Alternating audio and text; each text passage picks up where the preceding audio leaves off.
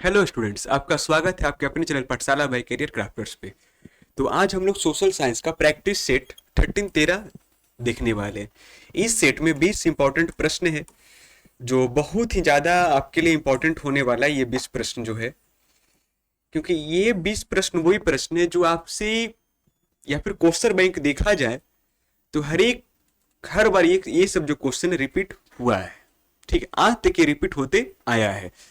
तो बहुत अधिक संभावना बनता है कि इसमें से क्वेश्चन जो है ना आपके बोर्ड एग्जाम में एकदम आए तो आए, क्योंकि अब तक रिपीट हो रहा है तो आगे भी रिपीट होगा ही, क्योंकि सिलेबस तो चेंज हुआ नहीं है ना।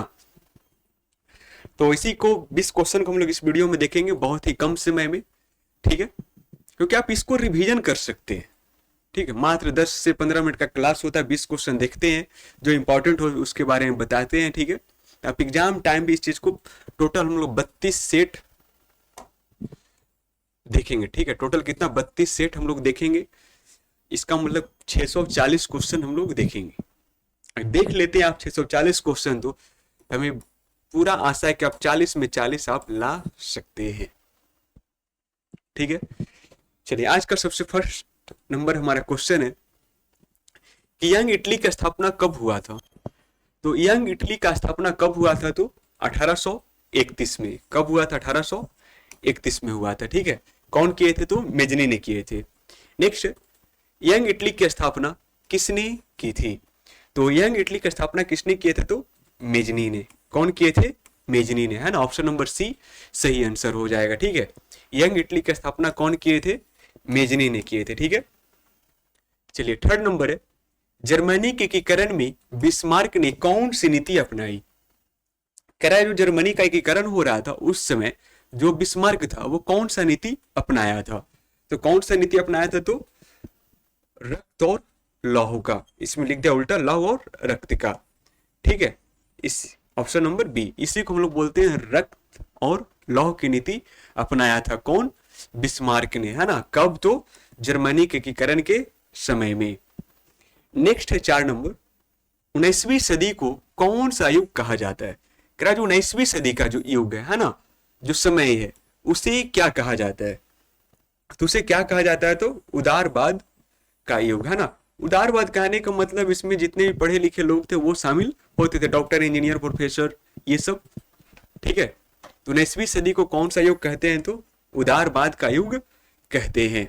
ठीक है, चलिए नेक्स्ट, मेजनी का संबंध किस किस संगठन से था? तो मेजनी का संबंध जो है किस संगठन से था? तो गुप्त दल कार्बो नरी से था। ठीक है, गुप्त दल कार्बो नरी से था। ठीक है, ऑप्शन नंबर ए 5 का सही होगा। नेक्स्ट है 6 नंबर, गैरीबाल्डी पेशे से क्या था?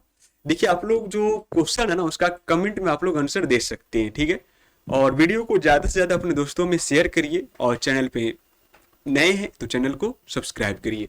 ठीक है, तो इसका आप लोग आंसर दे सकते हैं, गैरीबाल्डी पेशे से क्या था? तो क्या था वो? नाविक था ना। गैरीबाल्डी पेशे से क्या था? नाविक था। ठीक, ऑप्शन नंबर बी सही हो जाएगा। 7 नंबर प्रश्न है, फ्रैंकफर्ट की संधि कब हुआ था? जो फ्रैंकफर्ट की संधि है वो कब हुआ था? तो कब हुआ था? 1871 में, 1871 में हुआ था। किसका संधि? तो फ्रैंकफर्ट का संधि। नेक्स्ट है, काउंट काबूर कौन था? ये जो काउंट काबूर है ना वो कौन था? तो वो सार्डिनिया और पिडमॉन्ट का शासक था। कौन था? सार्डिनिया पिडमॉन्ट का शासक था। तो इसमें ऑप्शन नंबर, ओ सॉरी, हाँ, प्रधानमंत्री, है ना।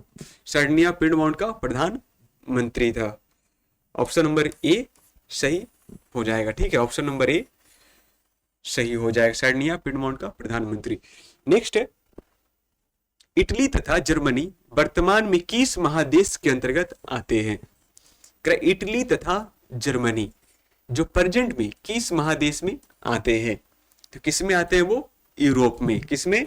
यूरोप में आते हैं। ठीक है, ऑप्शन नंबर इसका बी सही हो जाएगा। ठीक है, नेक्स्ट है 10 नंबर प्रश्न, इटली एवं जर्मनी के एकीकरण के विरुद्ध निम्न में कौन था? इसका आप लोग कमेंट में आंसर दे सकते हैं, इटली तथा जर्मनी के एकीकरण के विरुद्ध इनमें से कौन था? ए है रूस, बी है प्रसा, सी ऑस्ट्रिया, डी है अमेरिका। तो इटली तथा जर्मनी के एकीकरण के विरोध में कौन था? ऑस्ट्रिया था। ठीक है, कौन था? ऑस्ट्रिया था। ये ऑस्ट्रिया कभी नहीं चाहता था कि इटली और जर्मनी का एकीकरण हो। एकीकरण मतलब होता है जो इटली और जर्मनी जो देश था उसके अंदर अंदर कई छोटे छोटे देश प्रांत हुआ करते थे। ठीक है, वहाँ के जो लोग थे मेजनी, गैरिबाल्डी, काउंट कावर, ये सब सोचता क्या था, उस देश को एकीकरण किया जाए, सबको एक साथ मिला दिया जाए। लेकिन इसमें एक ऑस्ट्रिया था, वो कभी नहीं चाहता था कि दोनों का क्या हो, एकीकरण हो। ठीक है, चलिए नेक्स्ट है। क्यों नहीं चाहता, इसको हम लोग सब्जेक्टिव क्वेश्चन डिस्कस करेंगे, उस समय देखेंगे। ठीक है, नेक्स्ट है, जर्मन राइन राज्य का निर्माण किसने किया था? कह रहा हूं, जर्मन राइन राज्य का निर्माण किसने किया था? तो किसने किया था? नेपोलियन बोनापार्ट ने। ऑप्शन नंबर इसका सी सही हो जाएगा। ठीक है, नेपोलियन बोनापार्ट ने। जर्मन राइन राज्य का निर्माण किसने किया? तो नेपोलियन बोनापार्ट ने किया था। नेक्स्ट है 12 नंबर, जालबेरिन कैसी संस्था थी? कह रहा है जो जालबेरिन जो है ना वो कैसी संस्था थी? तो वो किस चीज का संस्था था? तो व्यापारियों का था। किस चीज का था? व्यापारियों का था। ठीक है, जालबेरिन कैसी संस्था थी? तो किसकी संस्था थी? व्यापारियों की थी। ठीक है, 13 नंबर प्रश्न, नेपल्स की क्रांति कब हुआ था? यहां से ये देखने की बात है कि नेपल्स की जो क्रांति है ना वो कब हुआ था? तो 1820 में हुआ था। ठीक है, नेपल्स की क्रांति कब हुआ था? 1820 में हुआ था। ठीक है, लेकिन 1821 में यहां पर जो तुर्की था ना वो शासन कर लिया था। ठीक है, तो नेपल्स की क्रांति कब? 1820 में, अपूर्ण रूप से बोलेगा तो 1821 में। और जो समय अवधि था वो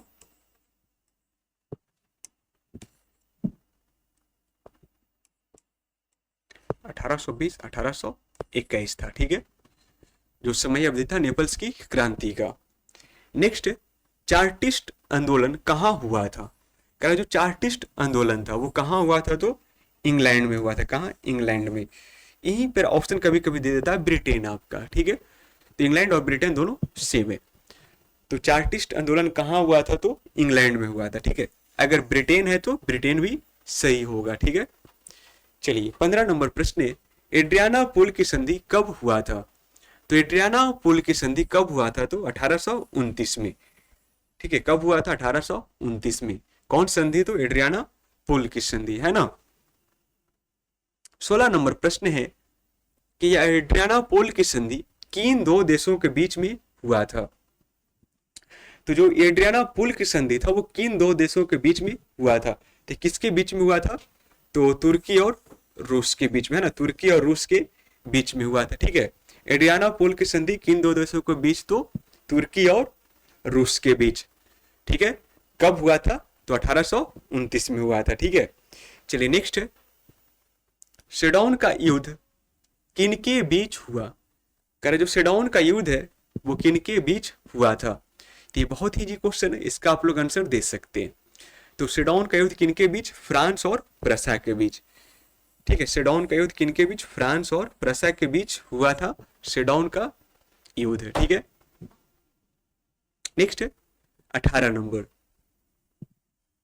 18 क्वेश्चन को आप लोग पढ़िए और कमेंट में आंसर दीजिए। ठीक है, कि यूरोप का मरीज किसे कहा जाता है?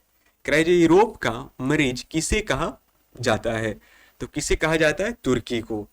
यूरोप का मरीज किसे कहते हैं? तो तुर्की को कहते हैं। ठीक है, ऑप्शन नंबर बी सही हो जाएगा। नेक्स्ट है 19 नंबर, लाल कुर्ती का गठन किसने किया था? ये जो लाल कुर्ती का गठन किसने किया था? तो कौन किया था? गैरी बाल्डी ने। लाल कुर्ती का गठन किसने किया? गैरी बाल्डी ने। और कमेंट में इसका आंसर दीजिएगा एक आप कि गैरी बाल्डी पेशे से क्या था। ठीक है, चलिए आज का सबसे लास्ट क्वेश्चन है हमारा, हंगरी की राजधानी कहाँ है? ये जो हंगरी है इसका राजधानी कहाँ है? तो हंगरी की राजधानी कहाँ हो जाएगा? बुडापेस्ट हो जाएगा। कहाँ? बुडापेस्ट हंगरी की राजधानी हो जाएगा। ठीक है, ये हमारा था 20 क्वेश्चन। हमने इसको 10 मिनट के अंदर में इस 20 प्रश्न को देख लिए और इस सेट को आप लोग रिवीजन कर सकते हैं एग्जाम के समय। ठीक है, यह हमारा एक ऑफर चल रहा है, जो हमारा ऐप है प्ले स्टोर पे, वहाँ से आप डाउनलोड कर सकते हैं, जिसका लिंक या तो फिर डायरेक्ट लिंक के सहारे जाएं और डिस्क्रिप्शन में उसका लिंक मिल जाएगा, वहाँ से जाइए डाउनलोड करिए। और प्रीमियम फीचर का बहुत ही मिनिमम प्राइस में आप उसको सब्सक्राइब कर सकते हैं, ठीक है। जाइए, जो भी प्लान आपको अच्छा लगता है उसको सब्सक्राइब कर लीजिए, ठीक है। जो मिनिमम कॉस्ट पे है वो, उसमें प्रीमियम फीचर आपको क्या क्या मिलेगा, तो ये सारा का सारा आपको प्रीमियम फीचर में आपको मिलेगा, ठीक है। इससे और भी अधिक उसमें मैट्रिक की तैयारी के लिए मैक्सिमम, लेकिन सारा का सारा कुछ आपको इसमें मिल जाएगा, ठीक है। तो बाकी मिलते हैं हम लोग नेक्स्ट सेट के साथ, सेट नंबर 13 को देखेंगे, ठीक है। तो आज के लिए इतना ही।